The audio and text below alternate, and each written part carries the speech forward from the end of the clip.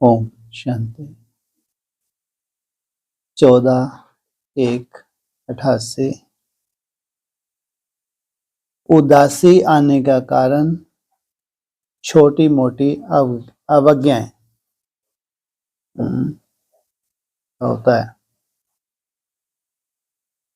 पुरुषार्थी जीवन में चलते चलते हमेशा उमंग उत्साह रहता है,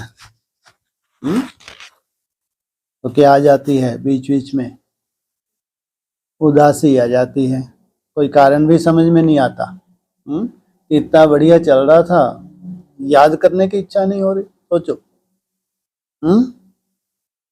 बढ़िया चलते चलते क्या स्थिति हो गई? याद करने की इच्छा नहीं। ऐसी उदासी, जब उदासी आती है तो कैसी हालत होती है? सबने अनुभव किया। तो कारण क्या? छोटी मोटी अवज्ञाएं। आज बेहद के बड़े ते बड़े बाप, ऊंचे ते ऊंच बनाने वाले बाप, अपने चारों ओर के बच्चों में से विशेष आज्ञाकारी बच्चों को देख रहे हैं।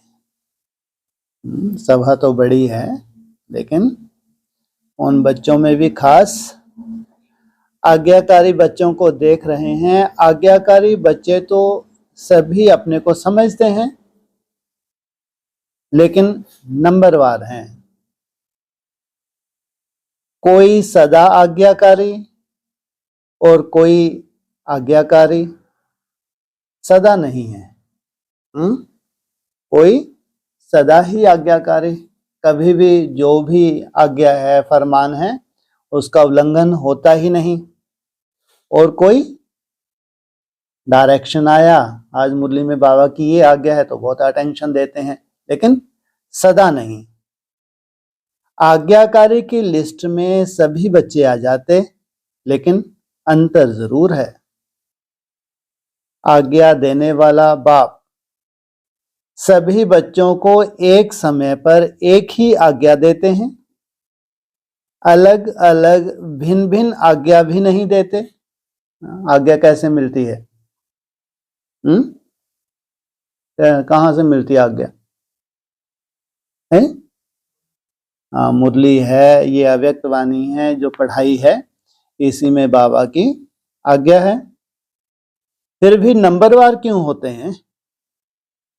क्योंकि जो सदा हर संकल्प व हर कर्म करते, बाप की आज्ञा का सहज स्मृति स्वरूप बनते, वह स्वतः ही हर संकल्प, बोल और कर्म में आज्ञा पर मान चलते हैं। और जो स्मृति स्वरूप नहीं बनते हैं, उनको बार बार स्मृति लानी पड़ती है। स्मृति स्वरूप माना जो आज्ञाएं हैं, वो जैसे स्वतः ही याद रहें, उनको याद करना ना पड़े। नहीं तो समय पर फिर वो स्मृति लाएं, अरे इस समय तो बाबा की ये आज्ञा थी, ये तो मैं भूल ही गया। कभी स्मृति के कारण आज्ञाकारीपन चलते, और कभी चलने के बाद आज्ञा याद करते, क्योंकि आज्ञा के स्मृति स्वरूप नहीं। तो श्रेष्ठ कर्म का प्रत्यक्ष फल मिलता है। जो श्रेष्ठ कर्म का प्रत्यक्ष फल मिलता है, वह प्रत्यक्ष फल की अनुभूति ना होने के कारण कर्म के बाद याद आता है कि यह रिजल्ट क्यों हुई। तो जरूर हमारे अनुकूल रिजल्ट नहीं हुई। कर्म के बाद चेक करते तो समझते हैं, जो जैसी बाप की आज्ञा है उस पर मान ना चलने के कारण जो प्रत्यक्ष फल अनुभव हो, वह नहीं हुआ। इसको कहते हैं आज्ञा के स्मृति स्वरूप नहीं है, लेकिन कर्म के फल को देखकर स्मृति आई। जब आपने अनुकूल रिजल्ट नहीं मिली, तब स्मृति, अच्छा ये अवज्ञा हो गई। तो नंबर 1 है सहज स्वतः स्मृति स्वरूप आज्ञाकारी। और दूसरा नंबर है कभी स्मृति से कर्म करने वाले, कभी कर्म के बाद स्मृति में आने वाले। तीसरे नंबर की तो बात ही छोड़ दो, क्योंकि यहाँ जो पढ़ाई पढ़ा रहे हैं, किनको पढ़ा रहे हैं? इनकी पढ़ाई हो रही है? हाँ, तीसरे की तो बात ही छोड़ दो, माना इनकी पढ़ाई हो रही है जी? सूर्यवंशी, चंद्रवंशी, अच्छा। हाँ, ढेर है उनमें, 4.5 लाख 9 लाख भी हैं। रॉयल बच्चों की पढ़ाई हो रही है। इसलिए कहा तीसरे नंबर की तो बात छोड़ दो।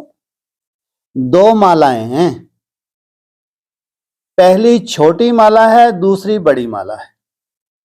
कितनी मालाएं हैं? 2। पहली छोटी, दूसरी बड़ी। तीसरों की तो माला ही नहीं है।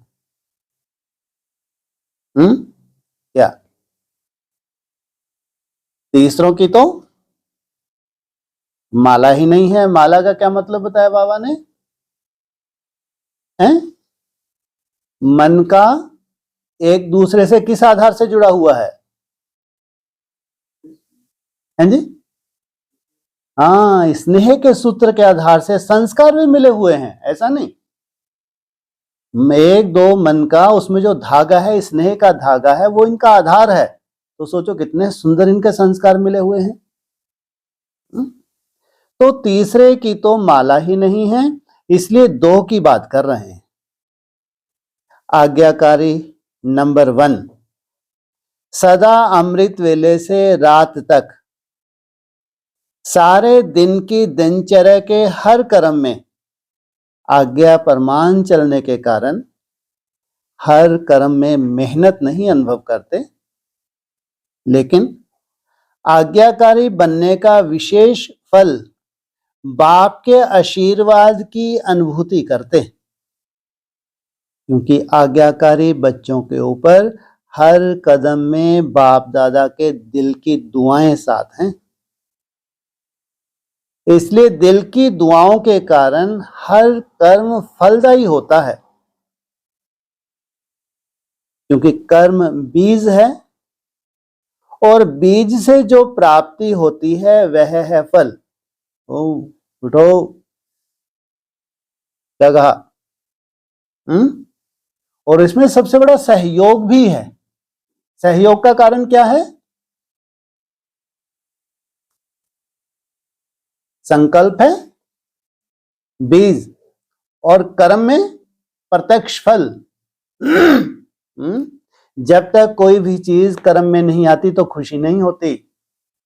संकल्प तो चलते ही रहते हैं, लेकिन जब संकल्पों का रूप प्रैक्टिकल कर्म में आने लगता है तभी तो खुशी होती है। और इसमें बाबा का सहयोग सबसे बड़ी बात है। जो आज्ञाकारी हैं, वफादार हैं, उनको बाप का सहयोग भी मिलता है। तो नंबर 1 आज्ञाकारी आत्मा का हर कर्म रूपी बीज शक्तिशाली होने के कारण हर कर्म का फल अर्थात संतुष्टता, सफलता प्राप्त होती है। इस आधार से देखें सफलता को। संतुष्टता अपने आप से भी होती और कर्म के रिजल्ट से भी होती और अन्य आत्माओं के संबंध संपर्क में भी होती। अपने आप से संतुष्ट हैं, चलो हो गया, अपने आप को ठप्पा लगा लिया। तो अगर अपने आप से संतुष्ट है तो कर्म आपका कितना सुंदर होगा। अगर कर्म आपका सुंदर नहीं, आप संतुष्ट बने हुए हैं, कोई स्वीकार करेगा आपको? हो सकते हैं स्वीकार, नहीं तो अपने आप को तो सभी सर्टिफिकेट दे लेते हैं। कर्म के बाद संतुष्टता मुख्य आधार हो गई। क्या कहा? संतुष्टना अपने आप से भी होती है और कर्म के रिजल्ट से भी होती है और अन्य आत्माओं के संबंध संपर्क से भी होती है। ये तो बहुत मुश्किल हो जाता है। अपने को सर्टिफिकेट देना सबसे आसान। कर्म में भी आपको अपने अनुकूल हो सकता है लगे, कि नहीं मेरे अनुकूल ठीक है मेरा कर्म। लेकिन फिर लास्ट चैलेंज, जो भी आपके संबंध संपर्क में है वो भी सर्टिफिकेट दें। तो नंबर 1 आज्ञाकारी आत्माओं के तीनों ही प्रकार की संतुष्टता स्वतः और सदा अनुभव होती है। कई बार कई बच्चे अपने कर्म से स्वयं संतुष्ट होते हैं कि मैंने बहुत अच्छा विधि पूर्वक कर्म किया है, लेकिन कहां सफलता रूपी फल जितना स्वयं समझते हैं उतना दिखाई नहीं देता, और कहां फिर स्वयं भी संतुष्ट, फल से भी संतुष्ट, लेकिन संबंध संपर्क में संतुष्टता नहीं होती। तो इसको नंबर 1 आज्ञाकारी नहीं कहेंगे।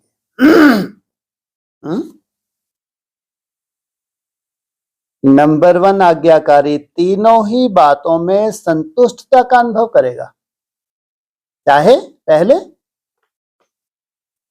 स्वयं से और फिर उसका फल और फिर जो संबंध संपर्क में। तो वर्तमान समय के प्रमाण कई श्रेष्ठ आज्ञाकारी बच्चों द्वारा कभी कभी कोई कोई आत्माएं अपने को असंतुष्ट भी अनुभव करती हैं। आप सोचेंगे ऐसा तो कोई नहीं है जिससे सभी संतुष्ट हो। है कोई? बोलो, अभी पुरुषार्थी जीवन में ऐसा कोई है जिससे सभी संतुष्ट हो सकता है ऐसा? हाँ ना तो कर दो। है कौन बोला ये? हाँ बोलो। नहीं, हाँ ठीक है, उसमें क्या है। तो कोई ना कोई असंतुष्ट हो भी जाते हैं, लेकिन वह कोई कारण होते हैं। अगर कोई असंतुष्ट है तो कोई ना कोई कारण है। आपने कारण ना होने के कारण मिसअंडरस्टैंडिंग कर लेते हैं। कहीं कहीं ऐसा भी तो होता है, नहीं होती? गलतफहमी कर देते हैं। दूसरी बात, अपनी बुद्धि प्रमाण बड़ों से चाहना, अपनी बुद्धि प्रमाण इच्छा ज्यादा रखते हैं। किनसे? बड़ों से। और वह इच्छा जब पूर्ण नहीं होती तो असंतुष्ट हो जाते, क्योंकि बड़े हैं, इनसे तो इच्छाएं हैं ही। वो इच्छा की पूर्ति नहीं हो रही तो जाएं कहां? असंतुष्ट हो जाते। तीसरी बात, कई आत्माओं के पिछले संस्कार, स्वभाव और हिसाब किताब के कारण भी जो संतुष्ट होना चाहिए वह नहीं होते। इस कारण नंबर 1 आज्ञाकारी आत्मा का व श्रेष्ठ आत्माओं द्वारा संतुष्टता ना मिलने के कारण होता नहीं है, लेकिन अपने कारणों से असंतुष्ट रह जाते हैं। कारण कहां से निकलता है? आप स्वयं संतुष्ट नहीं हैं उनसे, तो आपके ही कारण की वजह से संतुष्ट नहीं, असंतुष्ट हैं। इसलिए कहां कहां दिखाई देता है कि हर एक से कोई असंतुष्ट है, लेकिन उसमें भी मेजॉरिटी 95% के करीब संतुष्ट होंगे। ठप्पा लगा लो, 5% की तो चिंता ही नहीं करनी है, वो कभी संतुष्ट होंगे ही नहीं। कितने परसेंट? 5%। लेकिन श्रीमत प्रमाण अगर चल रहे हैं तो 95% आपको सर्टिफिकेट जरूर देंगे। तो 5% असंतुष्ट दिखाई देते हैं। तो नंबर 1 आज्ञाकारी बच्चे मेजॉरिटी तीनों ही रूप से संतुष्ट अनुभव करेंगे और सदा आज्ञा प्रमाण श्रेष्ठ कर्म होने के कारण हर कर्म करने के बाद संतुष्ट होने के कारण बार बार बुद्धि को, मन को विचलित नहीं करेगा कि ठीक किया व नहीं किया। सेकंड नंबर वाले को कर्म करने के बाद कई बार मन में संकल्प चलता है कि पता नहीं ठीक किया व नहीं किया। कितनी मालाओं की जिक्र की? 2 की। जिसको आप लोग अपनी भाषा में कहते हो मन खाता है कि ठीक नहीं किया। नंबर 1 आज्ञाकारी आत्मा का कभी मन नहीं खाता। आज्ञा प्रमाण चलने के कारण सदा हल्के रहते, क्योंकि कर्म के बंधन का बोझ नहीं है। पहले भी सुनाया था कि कर्म के बंधन, कर्म के संबंध में आना। दूसरा है कर्म के बंधन के वश कर्म करना। तो नंबर 1 आत्मा कर्म के संबंध में आने वाली है, इसलिए सदा हल्की रहती है। अंतर क्या है दोनों में? बंधन का आधार देहभान, संबंध निभाने का आधार देह को धारण करके संबंधों में आना, जैसे कि निभाना, इसलिए सदा हल्की रहती है। नंबर 1 आत्मा हर कर्म में बाप दादा द्वारा विशेष आशीर्वाद की प्राप्ति के कारण हर कर्म करते आशीर्वाद के फलस्वरूप सदा ही आंतरिक विल पावर अनुभव करेगी। क्या मिल रही है इसको? सदा ही बाप की क्या मिल रही है? अरे किस वजह से, किस कारण, क्या क्या मिल रही है इसको सदा ही बाप की? आशीर्वाद। बोला ना, आशीर्वाद के फलस्वरूप सदा ही आंतरिक विल पावर अनुभव करेगी, सदा अतीन्द्रिय सुख का अनुभव करेगी, सदा अपने को भरपूर अर्थात संपन्न अनुभव करेगी।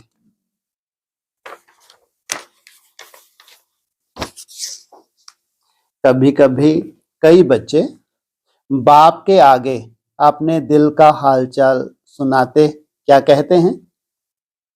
ना मालूम क्यों आज अपने को खाली खाली समझते हैं, कोई बात भी नहीं हुई है, लेकिन संपन्नता व सुख की अनुभूति नहीं हो रही है। कई बार उस समय कोई उल्टा कार्य या कोई छोटी मोटी भूल नहीं होती है, लेकिन चलते चलते अनजान व अलवेलेपन में समय प्रति समय आज्ञा के प्रमाण काम नहीं करते। पहले समय की अवज्ञा का बोझ किसी समय अपनी तरफ खींचता है, जैसे पिछले जन्मों के कड़े संस्कार, स्वभाव कभी कभी ना चाहते भी अपनी तरफ खींच लेते। ऐसे समय प्रति समय की हुई अवज्ञाओं का बोझ कभी कभी अपनी तरफ खींच लेता है। कौन से जन्मों के? 63 जन्मों के हिसाब किताब वो भी कारण बनते हैं। तो फिर वो जो चढ़ा हुआ बोझ है वो अपनी तरफ खींच लेता है, वह है पिछला हिसाब किताब, यह है वर्तमान जीवन का हिसाब। क्यों? कोई भी हिसाब, चाहे इस जन्म का चाहे पिछले जन्म का, लगन की अग्नि स्वरूप स्थिति के बिना भस्म नहीं होता। चाहे ब्राह्मण बनने के बाद चाहे अनेक जन्म, कैसी चाहिए लगन?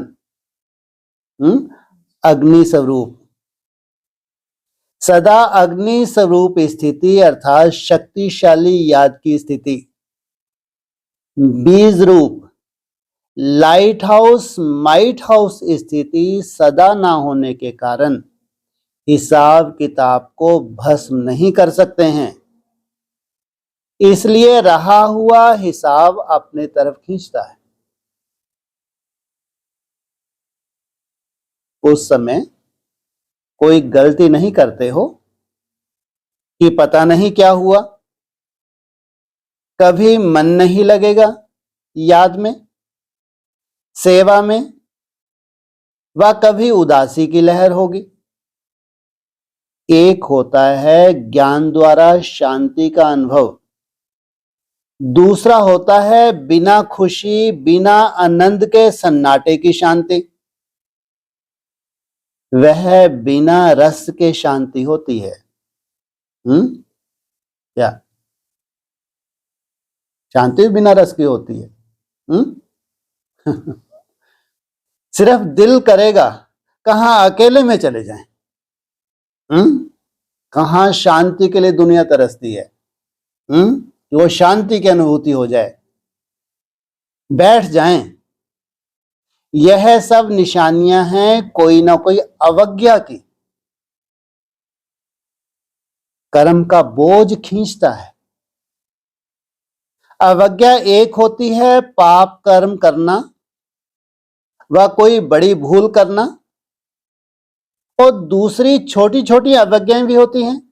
यहां कोई बड़ी अवज्ञा हो सकती है, कोई बड़ा पाप कर्म हो सकता है, क्योंकि बाबा ने तीसरे नंबर की तो बात ही नहीं की। जैसे बाप की आज्ञा है अमृत वेले विधि पूर्वक शक्तिशाली याद में रहो, तो अमृत वेले अगर इस आज्ञा प्रमाण नहीं चलते तो उसको क्या कहेंगे? बैठ गए, मुंडा ऐसे हुआ, है अमृत समान वेला, मालूम नहीं कब लाइट चलेगी सब। ऑन करना ही नहीं मालूम कि ऑन करना जाके, सोचो इसको क्या कहेंगे? अमृत वेला सफल। ओ ये ध्यान रखना इनकी बात कर रहे हैं। यही कंपटीशन हो रहा है आपका। बाद में उल्हाना मत देना, हमने तो कभी अमृत वेला मिस ही नहीं किया, चार्ट मिस ही नहीं किया, हम यहां फिक गए, वो वहां चले गए, हम रह गए वो पीछे। सोचो आप, श्रेष्ठ आत्माएं एक तरह की दिनचर्या जी रही हैं तो भी नंबरवार। तो बाबा ने कहा तो अमृत वेले अगर इस आज्ञा प्रमाण नहीं चलते तो उसको क्या कहेंगे? कैसी? अमृत वेला जैसा शक्तिशाली होना चाहिए, हमको कम से कम जो मेहनत करनी चाहिए वो मेहनत तो हो ही नहीं रही। शक्तिशाली का मतलब है कि 20 रुपये अवस्था में टिका हुआ। उसके लिए तो बता रहे हैं, वहां तक जाने का बता रहे हैं, क्यों नहीं पहुंच पा रहे, क्यों लीकेज है, क्यों अपने से संतुष्ट नहीं है, कैसे छोटी छोटी अवज्ञाएं हो रही हैं जिससे लीकेज हो रहा है। तो अमृत वेले अगर इस आज्ञा प्रमाण नहीं चलते तो उसको क्या कहेंगे? आज्ञाकारी या अवज्ञा? हर कर्म कर्म योगी बनकर करो, निमित्त भाव से करो, निर्माण बन के करो, यह आज्ञाएं हैं। कोई भी कर्म करने की ये छूट नहीं है कि बस यज्ञ में है तो कर्म तो है, यज्ञ का ही है। लेकिन दोनों में अंतर हो गया। कोई बहुत योग युक्त होकर कर रहा है, कोई साधारण जल्दी से इससे छूटे फिर याद में बैठेंगे। सोचो यही शूटिंग कैसी अजीब हो गई। कितना वंडरफुल हिसाब किताब बन गया। ऐसे तो बहुत बड़ी लिस्ट है, लेकिन दृष्टांत की रीति से सुना रहे हैं। दृष्टि वृत्ति सबके लिए आज्ञा है। ये तो मोटे रूप में अमृत वेले का और दिनचर्या जो तुम्हारी है उसका सुना दिया। बाकी दृष्टि वृत्ति सबके लिए आज्ञा है। इन सब आज्ञाओं में से कोई भी आज्ञा विधि पूर्वक पालन नहीं करते, इसको कहते हैं छोटी मोटी अवज्ञाएं। यह खाता अगर जमा होता रहता है तो जरूर अपनी तरफ खींचेगा ना। इसलिए कहते हैं कि जितना होना चाहिए उतना नहीं होता। ये छोटी मोटी अवज्ञाओं से जो बोझ चढ़ जाता है वो संतुष्ट रहने नहीं देता। जब पूछते हैं ठीक चल रहे हो तो सब कहेंगे हाँ, और जब कहते हैं जितना होना चाहिए उतना है तो फिर सोचते हैं। इतने इशारे मिलते, नॉलेजफुल होते, फिर भी जितना होना चाहिए उतना नहीं होता। कारण पिछला वह वर्तमान बोझ डबल लाइट बनने नहीं देता। कभी डबल लाइट बन जाते, कभी बोझ नीचे ले आता, तो सदा अतीन्द्रिय सुख व खुशी संपन्न शांत स्थिति अनुभव नहीं करते। बाप दादा के आज्ञाकारी बनने की विशेष आशीर्वाद की लिफ्ट की प्राप्ति की अनुभूति नहीं होती। इसलिए किस समय सहज होता, किस समय मेहनत लगती। नंबर 1 आज्ञाकारी की विशेषताएं स्पष्ट सुनी।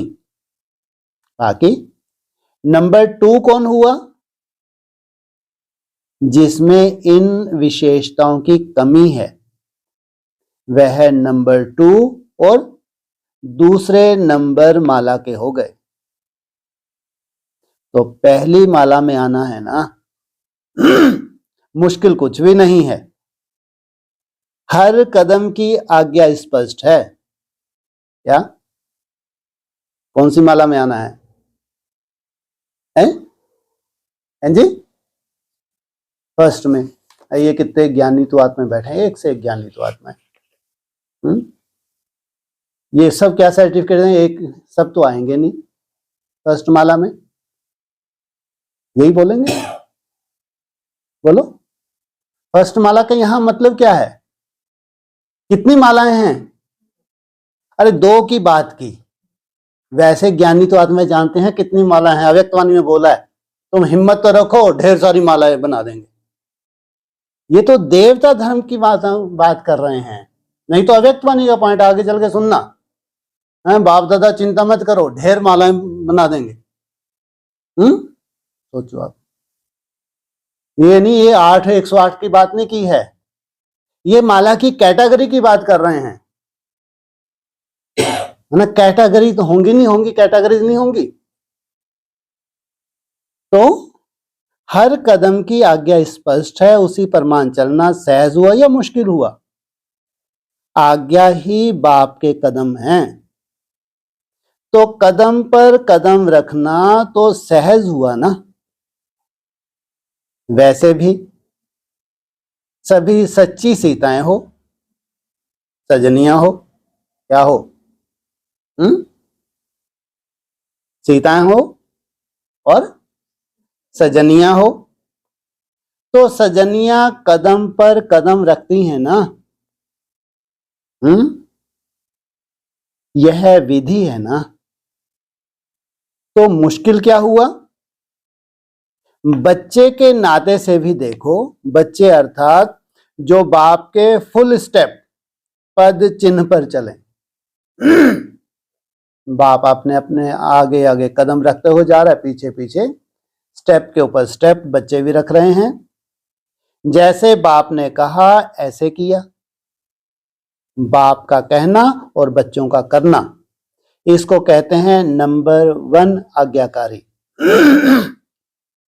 चेक करो और चेंज करो। अच्छा, चारों ओर के सर्व आज्ञाकारी श्रेष्ठ आत्माओं को, सदा बाप द्वारा प्राप्त हुई आशीर्वाद की अनुभूति करने वाली विशेष आत्माओं को, सदा हर कर्म में संतुष्टता सफलता अनुभव करने वाली महान आत्माओं को, सदा हर कदम पर कदम रखने वाले आज्ञाकारी बच्चों को बाप दादा का याद प्यार और नमस्ते। पार्टियों से अव्यक्त बाप दादा की मधुर मुलाकात। सभी अपने को सहज राजयोगी श्रेष्ठ आत्माएं अनुभव करते हो। सहज योगी अर्थात स्वतः योगी। योग लगाने से योग लगे नहीं, योग लगाने से योग लगे नहीं, तो योगी के बजाय वियोगी बन जाएं। इसको सहज योगी नहीं कहेंगे। सहज योगी जीवन है तो जीवन सदा होती है। योगी जीवन अर्थात सदा के योगी।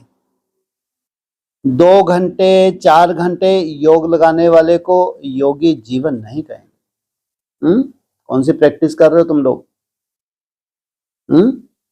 2 घंटे 4 घंटे वाले योगी।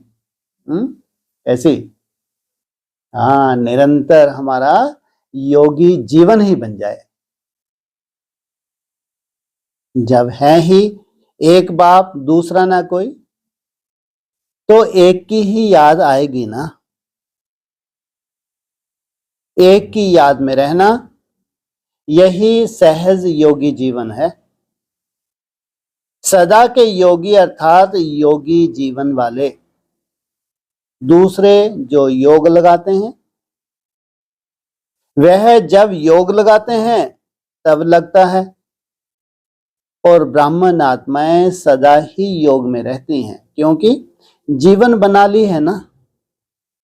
चलते फिरते खाते पीते योगी है ही बाप और मैं। अगर दूसरा कोई छिपा हुआ होगा तो वह याद आएगा। सदा योगी जीवन है अर्थात निरंतर योगी है। ऐसे तो नहीं कहेंगे कि योग लगता नहीं, कैसे लगाएं। सिवाय बाप के जब कुछ है ही नहीं तो लगाएं कैसे, यह क्वेश्चन ही नहीं। जब दूसरे तरफ बुद्धि जाती है तो योग टूटता है, और जब टूटता है तो लगाने की मेहनत करनी पड़ती है। लगाने की मेहनत ही ना करनी ही ना पड़े, सेकंड में बाबा कहा और याद स्वरूप हो गए। ऐसे तो कहने की भी आवश्यकता नहीं, हैं ही, ऐसा अनुभव करना योगी जीवन है।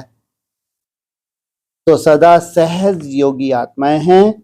इस अनुभूति से सदा आगे बढ़ते चलो। दूसरा है, सदा अपने को रूहानी यात्री समझते हो। यात्रा करते क्या याद रहेगा? जहां जाना है वही याद रहेगा ना। अगर और कोई याद आती है तो उसको भुलाते हैं। अगर कोई देवी की यात्रा पर जाएंगे तो जय माता कहते जाएंगे। अगर कोई और याद आएगी तो अच्छा नहीं समझते। एक दो को भी याद दिलाएंगे, जय माता याद करो।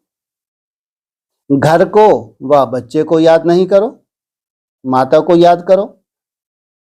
तो रूहानी यात्रियों को सदा क्या याद रहता है?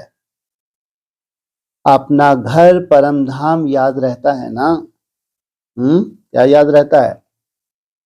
कहां तक जाना है? परम धाम तक या सूक्ष्म वतन तक? परम धाम बना। परम धाम बना निसंकल्प, वहां ही जाना है। तो अपना घर और अपना राज स्वर्ग दोनों याद रहता है, या और बातें भी याद रहती हैं? पुरानी दुनिया तो याद नहीं आती है ना। ऐसे नहीं, यहां रहते हैं तो याद आ जाती है। रहते हुए भी न्यारा रहना, क्योंकि जितना न्यारा रहेंगे उतना ही प्यार से बाप को याद कर सकेंगे। सब में रहते हुए भी अंदर से जितना न्यारा रहेंगे उतनी ही सुंदर तुम्हारी याद होगी। तो चेक करो, पुरानी दुनिया में रहते पुरानी दुनिया में फंस तो नहीं जाते। कमल पुष्प कीचड़ में रहता है, लेकिन कीचड़ से न्यारा रहता है। एक बूंद भी उसको छू नहीं सकती। तो सेवा के लिए रहना पड़ता है, मोह के कारण नहीं। तो माताओं को मोह तो नहीं है। अगर थोड़ा धोत्रे पोत्रे को कुछ हो जाए फिर मोह होगा? सोचो, कहां तक रगे चली जाती हैं। अगर वह थोड़ा रोए तो आपका मन भी थोड़ा रोएगा, क्योंकि जहां मोह होता है तो दूसरे का दुख भी अपना दुख लगता है किसका? है दूसरे का। ऐसे नहीं, उसको बुखार हो तो आपको भी मन का बुखार हो जाए। मोह खींचता है ना। पेपर तो आते हैं ना, कभी पोत्रा बीमार होगा, कभी धोत्रा, कभी धन की समस्या आएगी, कभी अपनी बीमारी की समस्या आएगी। यह तो होगा ही लेकिन सदा न्यारे रहें, मोह में न आए, ऐसे निर्मोही हो। माताओं को होता है संबंध से मोह और पांडवों को होता है पैसे से मोह क्या कहा? माताओं को संबंधों से और पांडवों को पैसे से। पैसा कमाने में याद भी भूल जाएगी। तुमको तो सब झंझटों से छुड़वा रखा है, लेकिन जो बहर हैं उनके लिए कहते हैं पैसा कमाने में याद भी भूल जाएगी। शरीर निर्वाह करने के लिए निमित्त मात्र काम करना दूसरी बात है, लेकिन ऐसा लगे रहना जो ना पढ़ाई याद आए ना याद का अभ्यास हो, उसको मोह कहेंगे। अगर बाबा की याद है, बाबा की चार्ट बना रहे हैं, तो फिर उसको क्या नहीं कहेंगे? हाँ, इसको तो कहेंगे जैसे जनक मिसल। तो मोह तो नहीं है ना। जितना नष्टो मोह होंगे उतना ही स्मृति स्वरूप होंगे। ये अपनी चेकिंग है। चाहे माताएं हो चाहे भाई हो, कुमारों से। कमाल करने वाले कुमार हो ना, क्या कमाल दिखाएंगे? हाँ जी, बोलो, क्या दिखाएंगे? आ जाओ, अंदर आ जाओ। क्या बोला?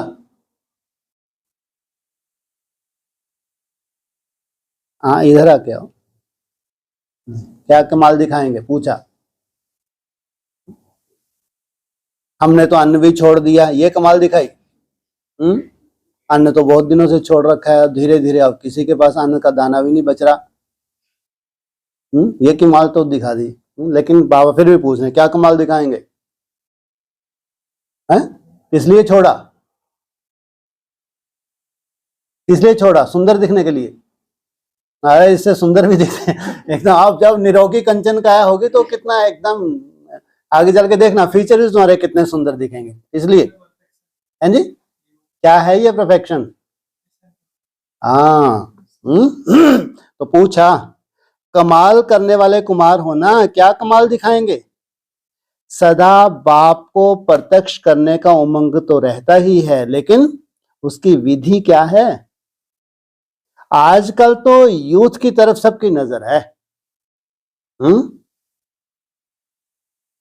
रूहानी यूथ अपनी मनसा शक्ति से, बोल से, चलन से ऐसे शांति की शक्ति अनुभव कराएं जो वह समझें कि यह शांति की शक्ति से क्रांति करने वाले हैं। वाह!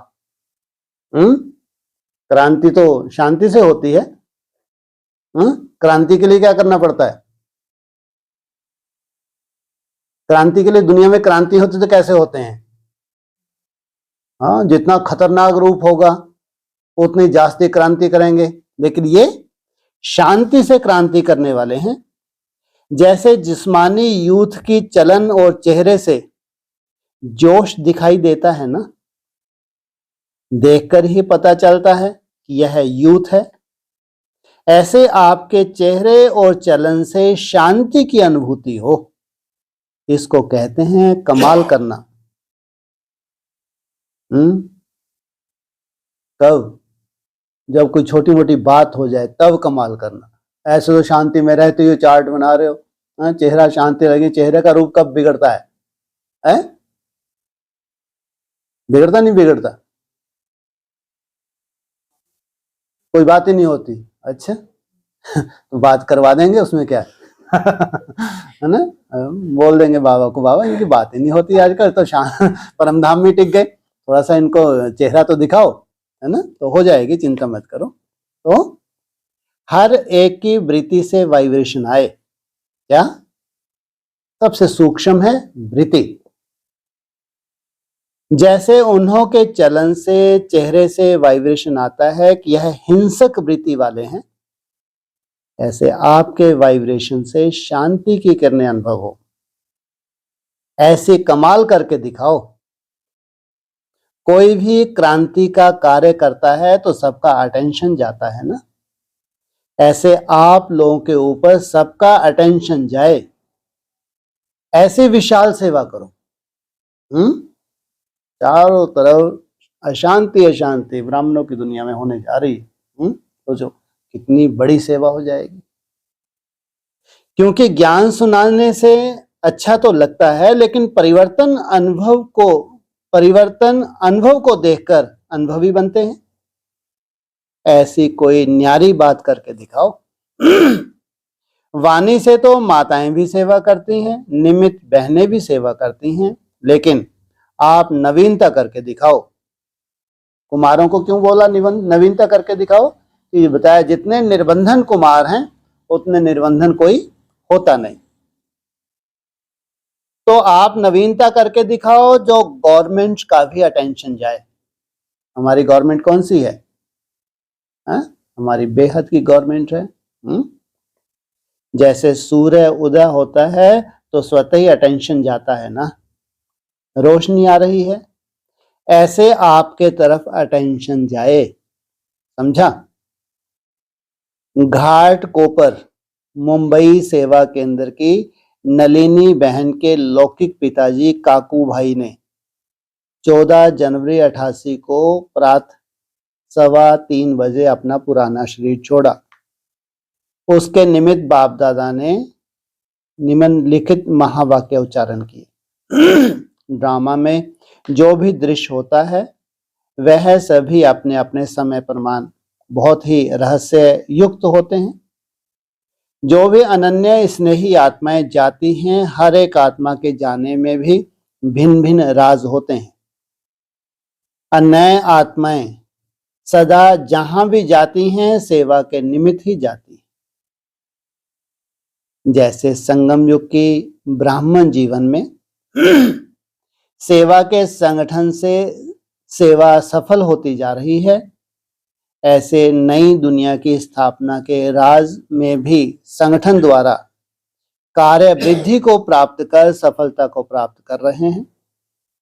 तो इस स्थापना के पार्ट में जिन आत्माओं का जिस समय पार्ट है वह ड्रामा अनुसार आत्माओं का जाना और उसी कार्य के निमित्त बनना, यह रहस्य कुछ समय से चल रहा है और चलता रहेगा।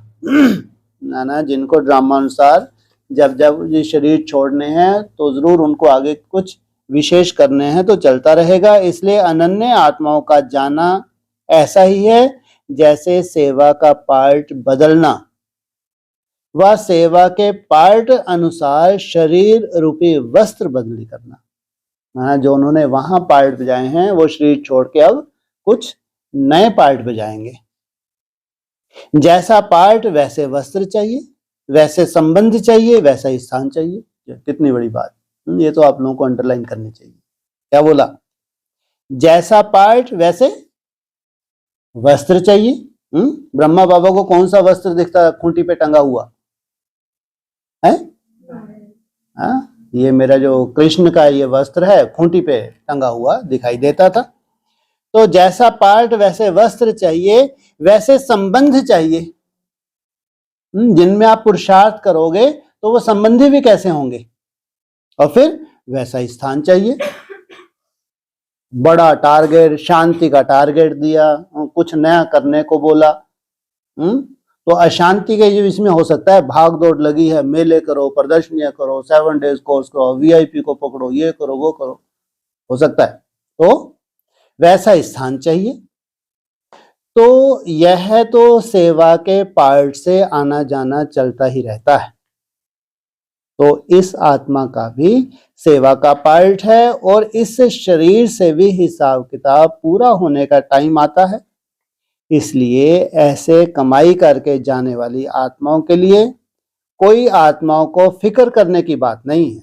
जिन ब्राह्मणों ने जो भी पार्ट बजाया है, बाबा की श्रीमत प्रमाण चले हैं, उनके शरीर छोड़ने में कोई फिक्र की बात नहीं है। सेवा पर जाने की तो खुशी है, क्योंकि पुराने शरीर से तो इतनी सेवा नहीं कर पाते, तो नया पार्ट बजाएंगे, और जाना तो सबको है, सिर्फ समय की बात है। इसलिए सदा जैसे स्वयं खुश रहे वैसे सभी को, चाहे लौकिक संबंधी हैं चाहे अलौकिक हैं, सभी को उनकी खुशी की विशेषता सदा याद रखनी है। जैसे वह स्वयं हल्के रहे, जाने से भी हल्के रहे, रहने से भी हल्के रहे, इसी रीति से सभी को ऐसे ही उनकी विशेषता से स्नेह रखना ही आत्मा से स्नेह है। तो बहुत अच्छा पार्ट बजा के गए और आगे भी अच्छे से अच्छा पार्ट बजाएंगे। इसलिए हर आत्मा की विशेषता याद रखो, हर आत्मा का विशेष पार्ट याद रखो, तो इससे स्वयं में, वातावरण में सदा ही शांति की शक्ति रहेगी। और वह ऐसी आत्मा तो है ही नहीं जो उसको विशेष बल देंगे तभी खुश रहेगी। सोचो, ब्राह्मणों में विशेष बल किनको दिलाते हैं?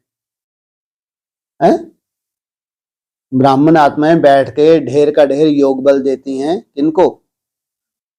जरूर जो कमजोर होते हैं। जो विशेष आत्मा इतनी अपनी कमाई करके जाते हैं, इशारा है उनको तो किसी के सहयोग की जरूरत ही नहीं, वह तो खुश है ही।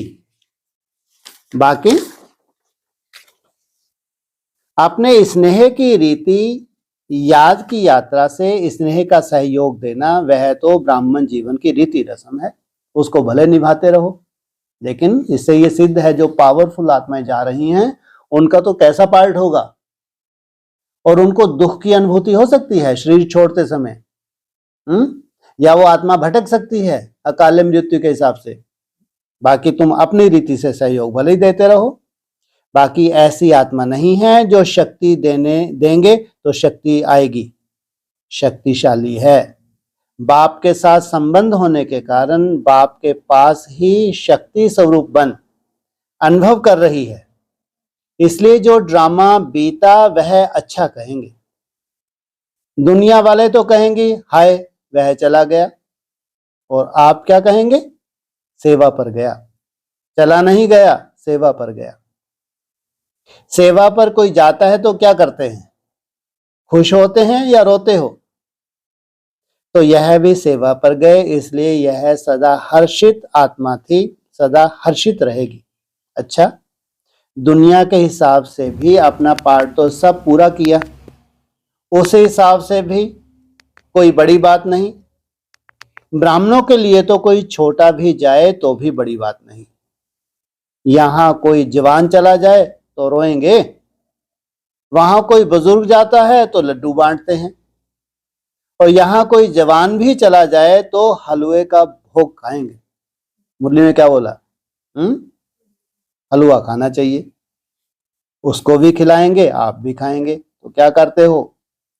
जब संस्कार करके आते हो तो क्या करते हो? हलवा ही खाते हो ना, क्योंकि ज्ञान का ही है ना, इसलिए नथिंग न्यू। अच्छा, सभी को बहुत बहुत याद, और सभी को बाप दादा स्नेह की शक्ति सदा देते रहते हैं और दे रहे हैं। अच्छा, ओम शांति।